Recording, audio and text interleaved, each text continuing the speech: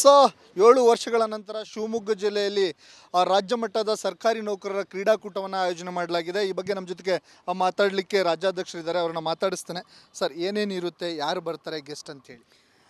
ಕರ್ನಾಟಕ ರಾಜ್ಯ ಸರ್ಕಾರಿ ನೌಕರ ಸಂಘದಿಂದ ಹಾಗೂ ಸರ್ಕಾರದ ಸಹಯೋಗದೊಂದಿಗೆ ಜಿಲ್ಲಾಡಳಿತದಿಂದ ರಾಜ್ಯ ಮಟ್ಟದ ಸರ್ಕಾರಿ ನೌಕರ ಕ್ರೀಡಾಕೂಟ ಪ್ರತಿ ವರ್ಷ ಮಾಡ್ತೀವಿ.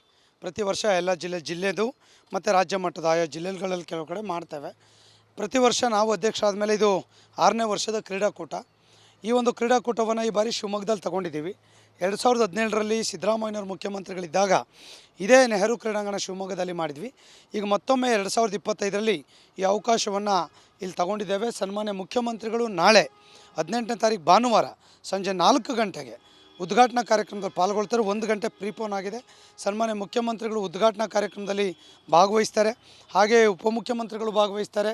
ಜಿಲ್ಲೆಯ ಉಸ್ತುವಾರಿ ಸಚಿವರಾಗಿರುವಂಥ ಮಧು ಬಂಗಾರಪ್ಪನವರಿದ್ದಾರೆ.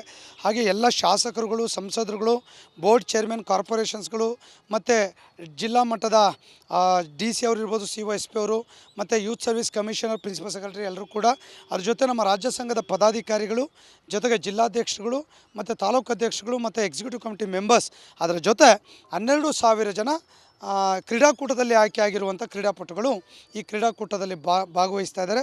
ಈ ಕ್ರೀಡಾಕೂಟದಲ್ಲಿ ವಿಶೇಷ ಏನು ಅಂತ ಹೇಳಿದ್ರೆ ಎಲ್ಲದೂ ಕೂಡ ತುಂಬ ಸಿಸ್ಟಮೆಟಿಕ್ಕಾಗಿ ಮಾಡ್ತೀವಿ. ಎಲ್ಲೂ ಗೊಂದಲಗಳಿಗೆ ಅವಕಾಶವಿಲ್ಲ. ಯಾಕಂದರೆ ಪ್ರತಿದಿನ 15,000 ಜನಕ್ಕೆ 3 ಟೈಮ್ಸ್ 3 ದಿನ ಊಟ, ತಿಂಡಿ, ವಸತಿ, ಸಾರಿಗೆ, ನೆನಪಿನ ಕಾಣಿಕೆ, ಈವೆಂಟ್ ಆರ್ಗನೈಸ್ ಮಾಡೋದು, ಅವ್ರಿಗೆ ಟ್ರೋಫಿ, ಮೆಡಲ್ಸ್ಗಳು ಇದು ಕೊಡುವಂಥದ್ದು ಎಲ್ಲದೂ ಕೂಡ ದೊಡ್ಡ ಟಾಸ್ಕ್ ಇದು. ಈ ಟಾಸ್ಕನ್ನು ಸರ್ಕಾರಿ ನೌಕರ ಸಂಘ ಕಳೆದ 6 ವರ್ಷಗಳಿಂದ ಯಾವುದೇ ಒಂದಿಷ್ಟು ಗೊಂದಲವಿಲ್ಲದೆ ಮಾಡಿದ್ದೇವೆ.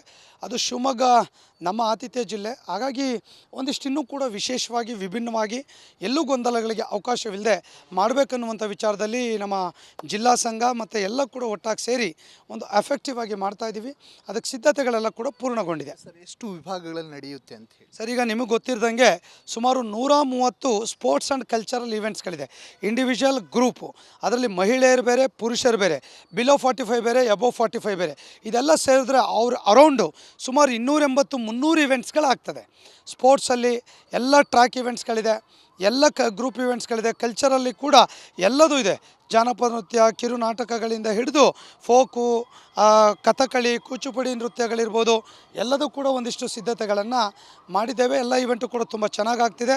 ಹಾಗೆ ಸಮಾರಂಭ ಮಾಡಿ ಯಾರ್ಯಾರು 1,200-300 ಜನದವರೆಗೆ ಯಾರು ರಾಷ್ಟ್ರ ಮಟ್ಟಕ್ಕೆ ಆಯ್ಕೆ ಆಗ್ತಾರೆ ಅವ್ರಿಗೆಲ್ಲ ಕೂಡ ವ್ಯಾಲ್ಯೂಬಲ್ ಮೆಡಲ್ಸ್ಗಳನ್ನು ಕೊಡುವಂಥದ್ದು, ತುಂಬ ಡಿಫ್ರೆಂಟ್ ಒಂದು ಬ್ಯಾಗ್, ನೆನಪಿನ ಕಾಣಿಕೆ ಕೊಡುವಂಥದ್ದು, ಈ ಥರ ಒಂದು ಅದ್ಭುತವಾಗಿದೆ. ಮತ್ತು ಊಟಕ್ಕೆ ಕೂಡ 3 ದಿನ ಬೆಳಗ್ಗೆ ತಿಂಡಿ, ಮಧ್ಯಾಹ್ನ, ರಾತ್ರಿ ಊಟ 3 ದಿನ 14,000-15,000 ಜನದವರೆಗೆ ಒಳ್ಳೆ ರುಚಿ ಮತ್ತು ಶುಚಿಯಾದ ಊಟ ನಿರಂತರವಾಗಿ NES ಗ್ರೌಂಡಲ್ಲಿ ಕೂಡ ನಡೀತದೆ.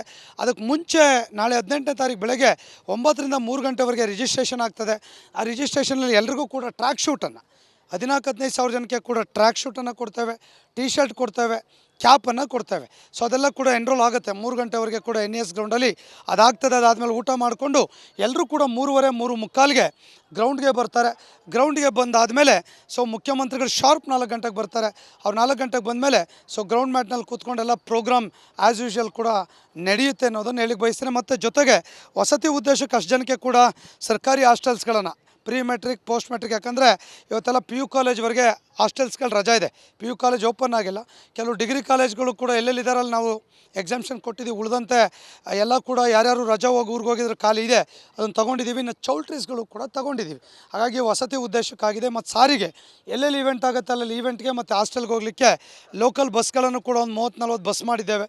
ಸೊ ಹೀಗೆ ಅದ್ರ ಜೊತೆ ಶಿವಮೊಗ್ಗ ಜಿಲ್ಲೆಗೆ ಬಂದಾಗ ಇಡೀ ರಾಜ್ಯದಿಂದ ಟೂರಿಸಮ್, ಇಲ್ಲಿ ಜೋಗ್ ಇರ್ಬೋದು, ಆಗುಂಬೆ ಇರ್ಬೋದು, ಈ ಥರದ ಒಳ್ಳೆ ಟೂರಿಸ್ಟ್ ಪ್ಲೇಸ್, ಕವಿಶಾಲೆ ಇರ್ಬೋದು, ಅಲ್ಲೆಲ್ಲ ಕೂಡ ಹೋಗಲಿಕ್ಕೆ ಕೂಡ ನಾವೆಲ್ಲ ಕೂಡ ಅವರಿಗೆ ಗೈಡ್ ಕೂಡ ಮಾಡಿದ್ದೇವೆ. ಮತ್ತು ಹೆಲ್ತ್ ರಿಲೇಟೆಡ್ ಏನಾದರೂ ಕೂಡ ಟ್ರ್ಯಾಕ್ ಇವೆಂಟಲ್ಲಿ ಓಡಬೇಕಾದ್ರೆ ಆಕ್ಸಿಡೆಂಟ್ ಆದರೆ ಹೆಲ್ತ್ ಸಿಸ್ಟಮ್ ಇರ್ಬೋದು, ಆ ಥರ ಡಾಕ್ಟರ್ಸ್ಗಳು, ಒಂದು ಸಿಸ್ಟಮ್ ಎಲ್ಲದೂ ಕೂಡ ತುಂಬ ವ್ಯವಸ್ಥಿತವಾಗಿ ಈವೆಂಟನ್ನು ಆರ್ಗನೈಸ್ ಮಾಡಿದ್ದೇವೆ. 7 ವರ್ಷಗಳ ನಂತರ ಶಿವಮೊಗ್ಗದಲ್ಲಿ ಒಂದು ಅದ್ಭುತವಾಗಿರುವಂಥ ಕ್ರೀಡಾಕೂಟ ನಡೀತದೆ ಅನ್ನುವಂಥ ಖುಷಿ ಇದೆ. ಅದ್ರ ಜೊತೆ 2 ದಿನ 18ನೇ ತಾರೀಕು ಭಾನುವಾರ ಸಂಜೆ ಕಲ್ಚರಲ್ ಪ್ರೋಗ್ರಾಮ್ ಕೂಡ ಇದೆ. ಅದರಲ್ಲಿ ರಾಜೇಶ್ ಕೃಷ್ಣನ್ ಕೂಡ ಬರ್ತಾ ಇದ್ದಾರೆ. ತಮಗೆ ಗೊತ್ತಿದೆ, ಖ್ಯಾತ ಸಿಂಗರ್ ಅವರು. ಕರ್ನಾಟಕದಲ್ಲಿ ಸರಿಗಮಪ ಟೀಮ್ ಬರ್ತಾ ಇದೆ. ಅವರೆಲ್ಲರೂ ಕೂಡ ಫಸ್ಟ್ ಡೇ ಜಾನಪದ ಸಂಗೀತ ರಸಸಂಜೆ ಅನ್ನುವಂಥ ಪ್ರೋಗ್ರಾಮ್ ಮಾಡ್ತಾಯಿದ್ದೀವಿ. ಶಿವಮೊಗ್ಗ ಜಿಲ್ಲೆಯ ನಾಗರಿಕರು ಕೂಡ ಅದರಲ್ಲಿ ಪಾಲ್ಗೊಳ್ತಾರೆ. ಒಂದು 15-20 ಸಾವಿರ ಜನ, ನಮ್ಮವರಲ್ಲಿ ಸೇರಿ ಒಂದು 30-40 ಸಾವಿರ ಜನ ಆ ಸಂಜೆಯನ್ನು ಎಂಜಾಯ್ ಮಾಡ್ತಾರೆ ಆಫ್ಟರ್ CM ಪ್ರೋಗ್ರಾಮ್. ಅದಾದ ನಂತರ 2ನೇ ದಿನ ಜಾನಪದ, ಕನ್ನಡ ನಾಡಿನ ಜಾನಪದ ಸೊಗಡನ್ನು ಬಿಂಬಿಸುವಂಥ ಆ ಒಂದು ಕಲ್ಚರಲ್ ಇವೆಂಟು ಕೂಡ ಹೆಸರಾಂತ ಕನ್ನಡದ ಜಾನಪದ ಗಾಯಕರಿಂದ ಕನ್ನಡದ ಜಾನಪದ ಸೊಗಡನ್ನು ಬಿಂಬಿಸುವಂಥ ಜಾನಪದ ದಿಬ್ಬಣ ಅಂತ ಪ್ರೋಗ್ರಾಮ್ ಕೂಡ 19ರ ಸಂಜೆ ಸೋಮವಾರ ಸಂಜೆ 6 ಗಂಟೆಯಿಂದ 10 ಗಂಟೆವರೆಗೆ ಕೂಡ ಈವೆಂಟ್ ಇಲ್ಲಿ ಆಗ್ತದೆ.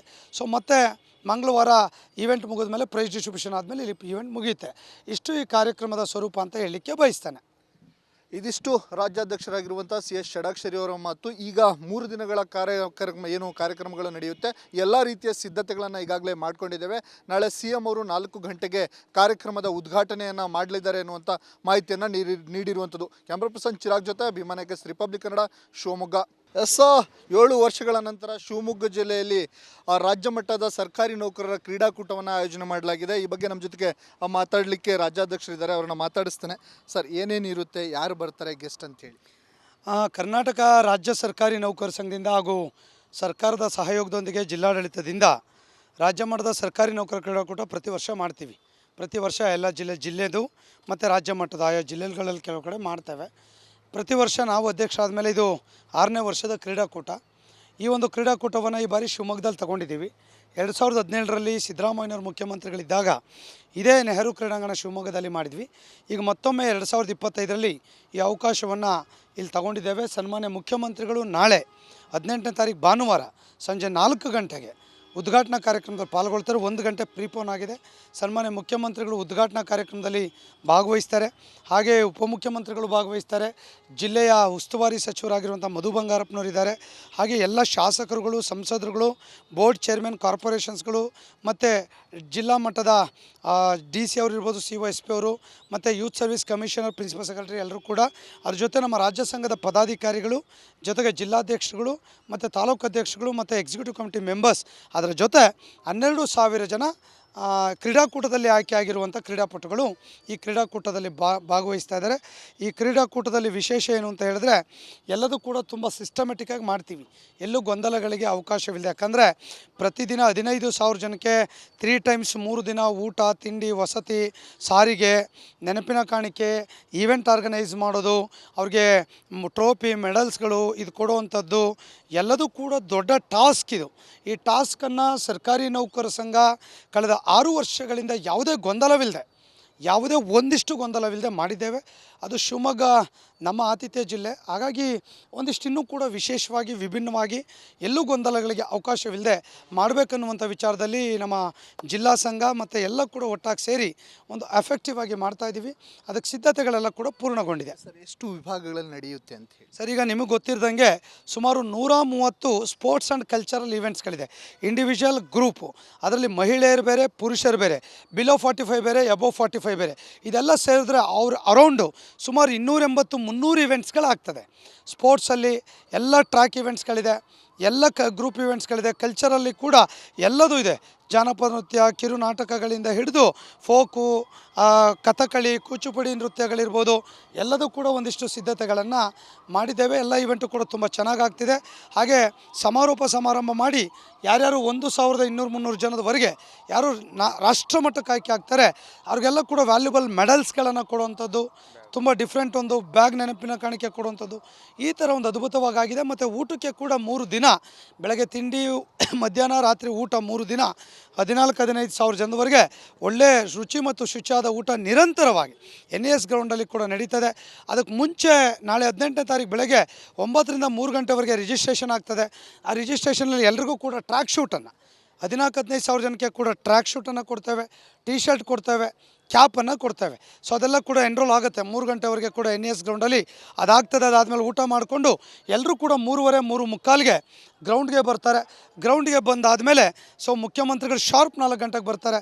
ಅವ್ರು 4 ಗಂಟೆಗೆ ಬಂದಮೇಲೆ ಸೊ ಗ್ರೌಂಡ್ ಮ್ಯಾಟ್ನಲ್ಲಿ ಕೂತ್ಕೊಂಡೆಲ್ಲ ಪ್ರೋಗ್ರಾಮ್ ಆ್ಯಸ್ ಯೂಶ್ವಲ್ ಕೂಡ ನಡೆಯುತ್ತೆ ಅನ್ನೋದನ್ನು ಹೇಳಿಕ್ಕೆ ಬಯಸ್ತೇನೆ. ಮತ್ತು ಜೊತೆಗೆ ವಸತಿ ಉದ್ದೇಶಕ್ಕೆ ಅಷ್ಟು ಜನಕ್ಕೆ ಕೂಡ ಸರ್ಕಾರಿ ಹಾಸ್ಟೆಲ್ಸ್ಗಳನ್ನು ಪ್ರೀ ಮೆಟ್ರಿಕ್ ಪೋಸ್ಟ್ ಮೆಟ್ರಿಕ್. ಯಾಕಂದರೆ ಇವತ್ತೆಲ್ಲ PU ಕಾಲೇಜ್ವರೆಗೆ ಹಾಸ್ಟೆಲ್ಸ್ಗಳು ರಜಾ ಇದೆ, PU ಕಾಲೇಜ್ ಓಪನ್ ಆಗಿಲ್ಲ.